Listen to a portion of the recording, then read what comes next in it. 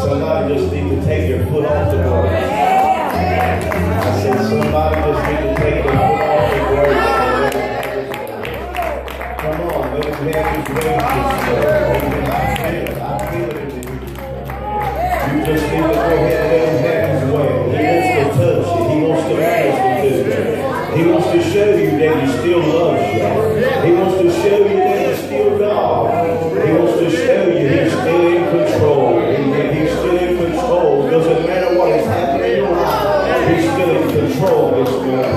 The enemy will have you believe that God is forsaking you and left you, but he's not gone nowhere. The devil will have you believe that God is not sufficient, but God is able. He is strong.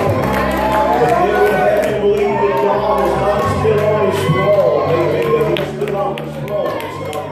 The devil will have you believe that God will not come back to you in revival, but he's here this morning to show you. I'm the same yesterday, today, and forever. I dare you to worship God.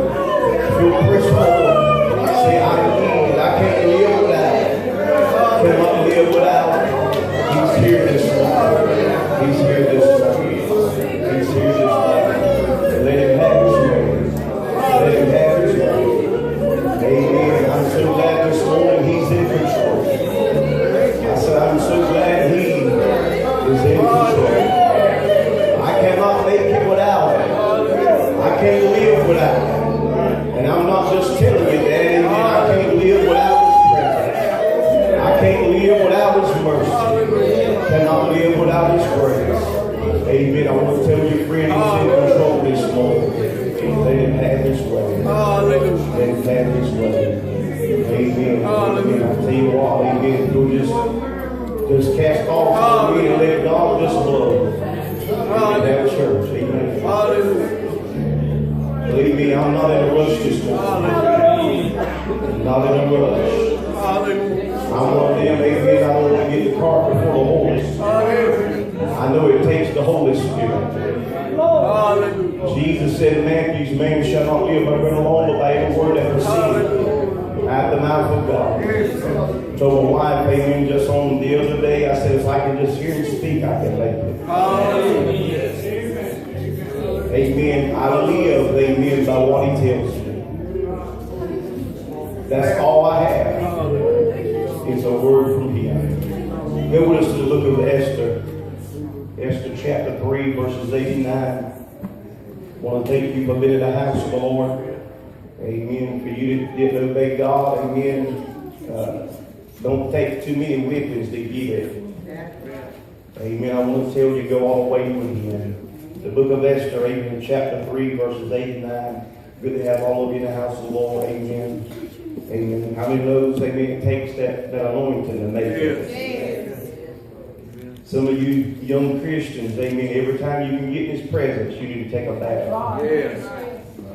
You need to get in as far as you can get. Amen. Let him baptize you. Not just one time. Many people believe this is in one baptism. The Bible says there's many baptisms.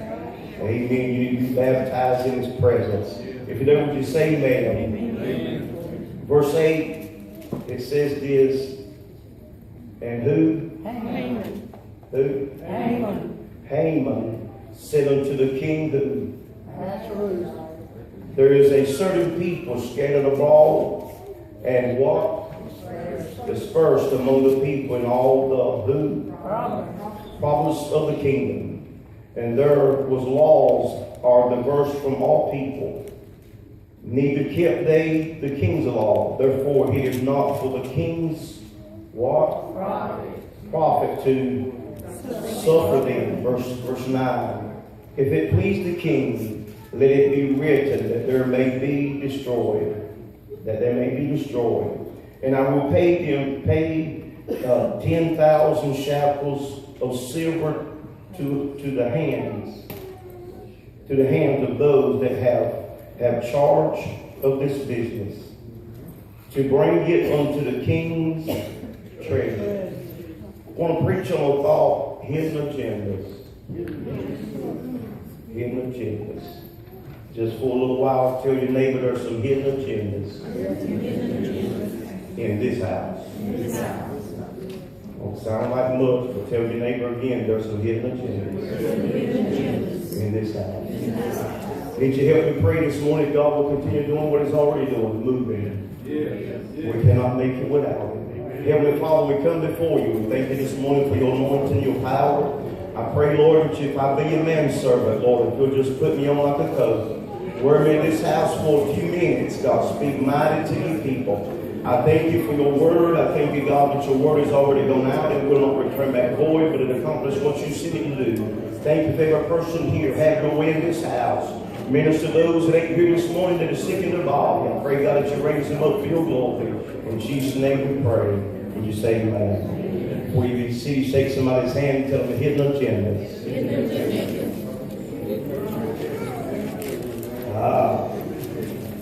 Don't get quiet on me now. And don't get mad if I give you business. Ain't God good this morning? God is good and greatly to be praised.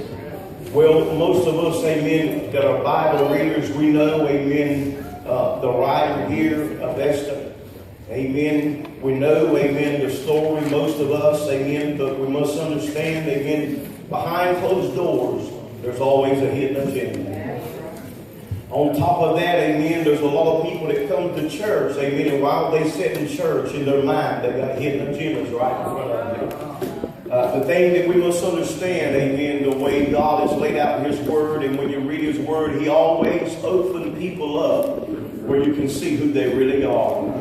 Just tell your neighbor there's nowhere to hide from God. Nowhere to hide. Scripture tells us in verse 8, amen, the Bible said here, Haman, amen, he just didn't start here, amen, with his disguise. He just didn't start here, amen, with his dirt.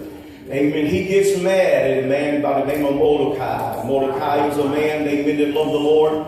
Amen. He was a Jew by nature. Amen. You must understand, amen, Jew by nature means you know the Word of God and you live by the Mosaic law. But Scripture says, amen, that here, amen, Haman goes to the king and tells him he's willing, amen, to be over the business, amen, of 10,000 shekels. I found out this week, amen, at 10,000 shekels, amen, is $19,200,000 in our day's society. He hated the Jews so much that he was willing to pay $19 million, amen, just to have them excommunicate, destroy. Amen. Ain't amazing this morning the length that will go, amen, to destroy people that we don't even know. Amen. Come on and help me now. When the Bible says, amen, that he went so far, amen, that he went home one day, amen, and told his wife that he could not stand, amen, a man standing at the king's gate that was a Jew. Scripture says, amen, that Mordecai, amen, would not bow down to him, nor would he even reverence him as he was coming in. Amen. Do you know this morning, amen, when we think, amen, that people are watching us and we don't look at them the way we used to look at them, amen, we feel like there's something going on in their mind and we don't understand it. Well, the Bible says he goes home and tells his wife, amen, what had took place. And his wife tells him, she tells him, she says, you ought to build a gallows. And, amen, not only just her, but her friends, amen, told her, you ought to build a gallows, amen, to hang him on. And from that moment, he set forward, amen, to have him excommunicated, amen, off the property, away from the king, from out of the city, not just him, but the people. The Bible says, amen, that he brings out in these two verses. He said there are people that have mingled themselves among us.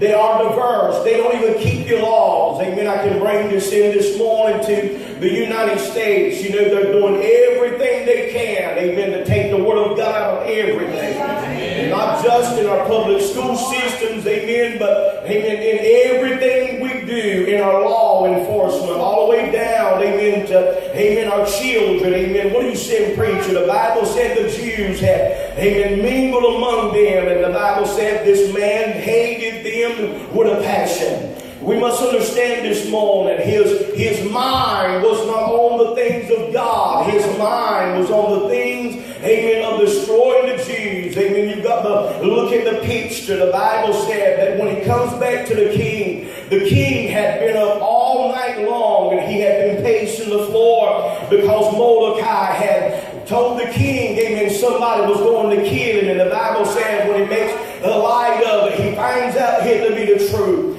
You must understand this morning, we may not understand what is in the darkness. We may not understand what is in people's mind, but we must understand, amen, that God is in control all the time. Amen. The Bible said that Haman here, he plotted against the Jews, not knowing that the king was getting ready, amen, to set up Mordecai for a blessing. Scripture says, amen, when he comes in, amen, and finds that the king was pacing the floor. Scripture said, they go back and read the books where Mordecai had come in and told them, amen, about what was going to take place about his life. And Scripture said, what have we done for this man? Scripture tells him that we haven't done anything for him. But the Bible said that while he was coming in to his thoughts to do, he asked Naaman, he said, Haman, what can we do for this man? The Bible says Haman thought in his heart he was going to be him. The Bible said, he tells the king, he said, King, he said, take your best robe, he said, a pearl, and put it upon him. He said, and then take him and put him upon your horse, and let one of your great men lead him down through the city. And the Bible said the king told him, he said, I want you to go do that for Mordecai. Can I tell you this morning, when the enemy has singled you out and making you feel like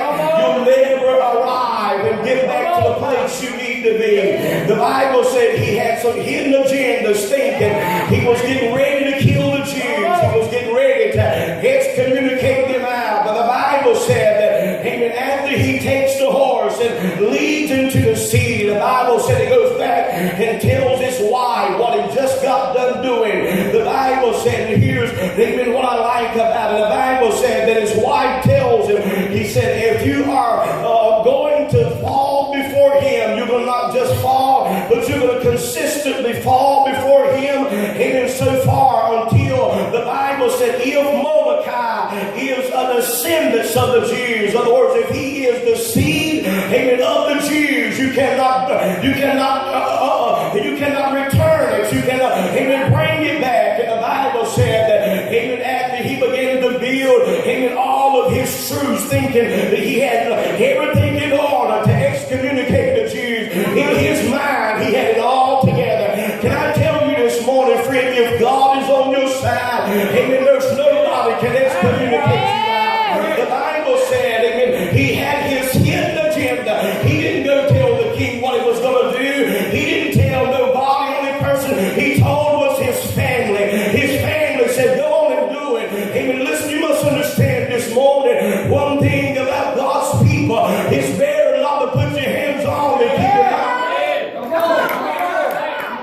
Well, the Bible said when he comes in the door, the Bible said in his mind he was getting ready to tell the king, I'm going to kill him because he won't submit, he won't bow down. Ain't it amazing this morning how we harbor things in our heart and in our mind, and we feel like, amen, we got it all figured out when we don't even know that God's hand is on their life. It may be a child, it may be a singing group, it may be a preacher, it may be a choir, it may be even a funeral home. Can I tell you this morning, if God's hand is on their life, it's better just to walk away and not be a part of it.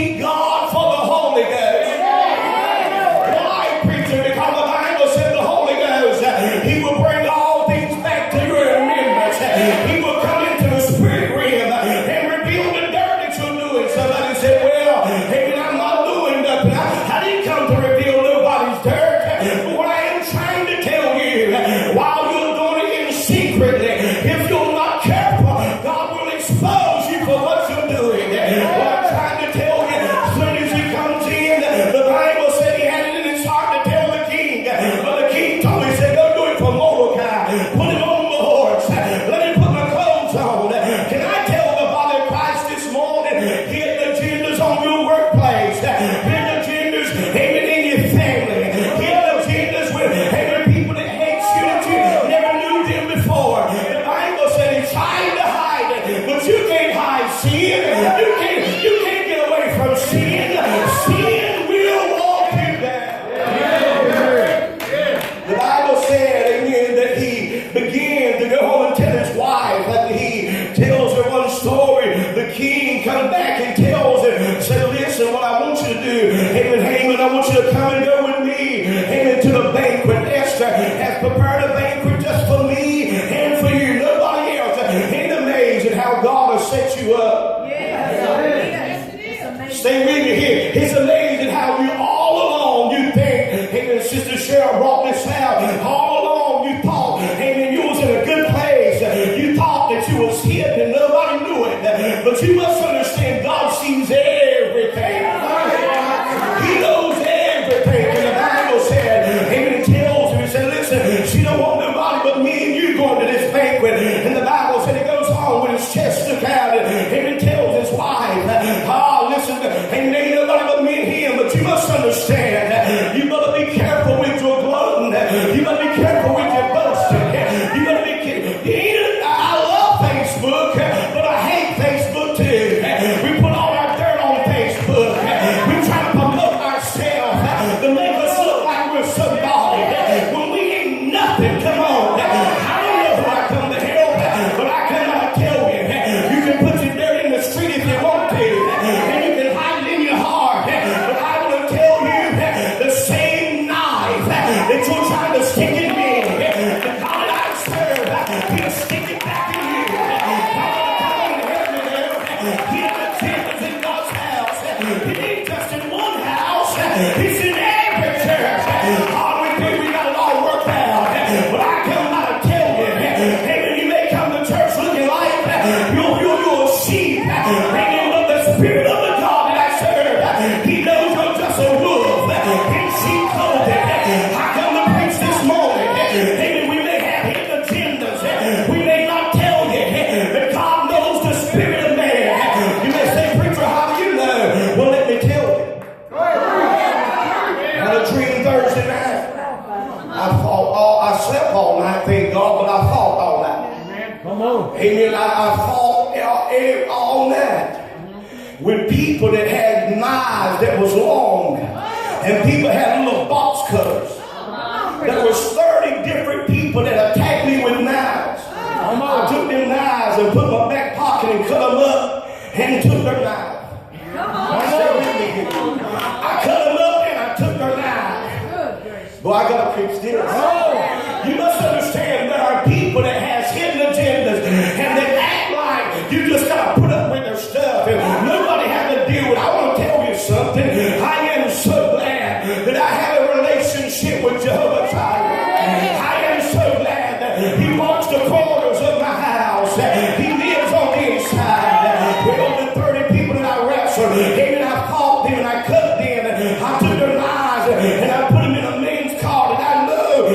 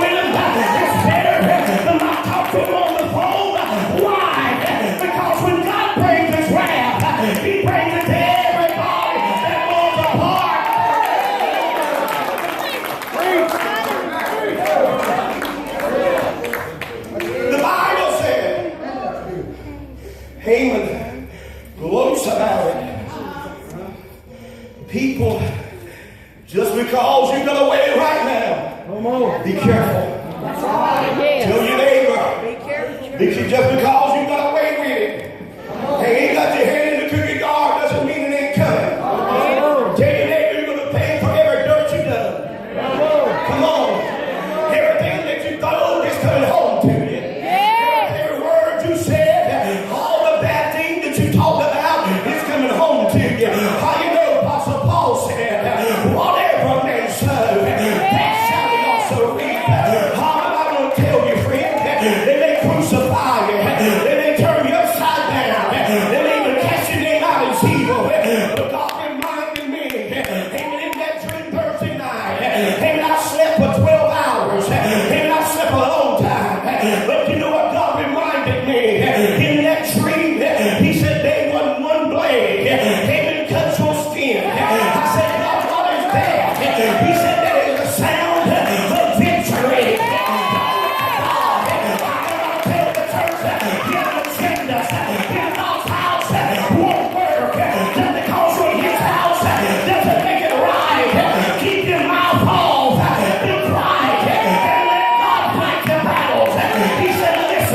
He said, don't you do rabbit for rabbit. He said, I will do the paying. Let me pay him back. And I come out and tell the church, hit the gymnast won't work in God's house. Hit the gymnast will come to church, play the piano, play the drums, sing in the choir, put on a makeup face. But do you understand God ain't worried about how good you can sing? He ain't worried about how good you can play the bass. He ain't worried about how good you can speak in tongues, Stephen. The devil is a lie. I rebuke you for saying that, and I heard it. 1 Corinthians chapter 13, he said love. He said even speaking in tongues will fail. He said the love will not fail. Well, I got to preach this. Naaman came and he thought he had a hidden agenda. The Bible said the king gave him his ring, and he thought because he had the ring, he was okay to do whatever he wanted. But he forgot one thing. He may have been a part of $90 million. He may be a part in the club with the king. But what he did not have, he did not have the favor of Jehovah Jireh. He did not have the blessing of God. Can I tell you this morning, I'd rather be poor, living in a rundown trailer, and have the blessings of God. Why, preacher? You ain't got the blessing. You ain't worried about nothing else. And they'll make a way. David said in our Psalms, he said the Lord, he's the one that provides. He went so far to say, he said, I've been young, and now I'm old, and I've never seen the righteous forsaken. He said he owned the cattle of the hills, and the fullness thereof. David said in Psalms 34, and verse 19, the righteous cry, and the Lord hears, and he delivers him out of all of his trouble. David said in Psalms 35, he says, weeping may endure for the night, but joy comes in the morning. David said in Psalms 84, I'm going to be a doorkeeper in God's house, and when in the pits of the ungodly, I'm going to take the church. We are the redeemed of the Lord our God. Get the gymnast won't work. Hit the gymnast won't work. Let them die. Let them die. Sit down. It's all right, brother. I want to tell you something. It's all right, brother. Must have see faith. Come on. From this day forward, don't put nothing on Facebook. Come on. Amen.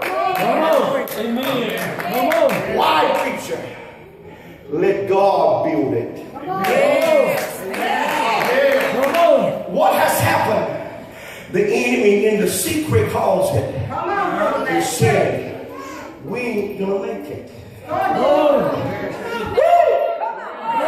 But he don't understand. The same God that raised Lazarus out of the tomb. He's right here this morning. How you know the Bible said he's working on the inside?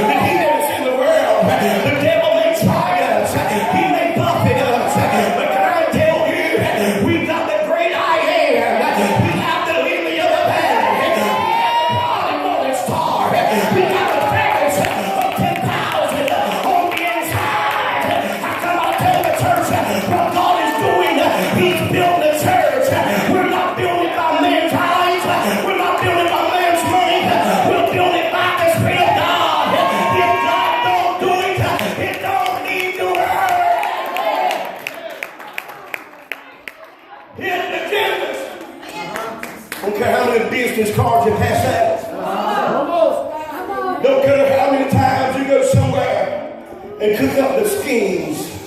It ain't gonna work. Come on, prophet. It ain't gonna work. Don't care how many people you got in your club. Come on. All right. Doesn't matter how many people that like you. If God is not for you, you will clip duck. Come on. If God is not on your side, you better recant. You better rethink. You better back up and say, Lord, not me, please, please. Listen, you must understand. The Bible said his wife, and he tried to tell him, hey, listen, don't mess with the Jews. That's God's chosen people. I want to tell Restoration and all them that's watching, I am chosen by God. I've been called by God. What you said, preacher, when God has put his hand on your life, and he has developed you and molded you and shaped you, there is not a wicked one. There's not a devil that can edge you off. How do you know that, preacher?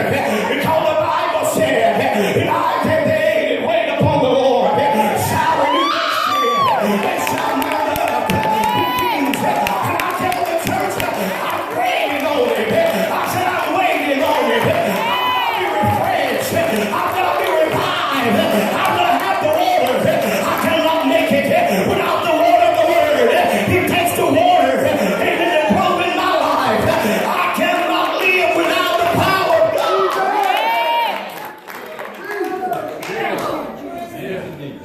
He thought, just my family knows. You don't understand when you get your family involved talking about God's people. Come on. You don't understand how you get involved when you put your hands on God's anointed. Come on, prophet. Even as we come to church and we look at people, we think in our mind, do you know we're going to be judged on our thoughts? Ah, yes, you is. You wicked unbeliever. Oh, yeah, Matthew chapter 5, the Bible said the Pharisees asked the Lord, said, Lord, what about the adulterers? Jesus went another step further. He said, if you look on them to lust, even in your mind, you are adulterers.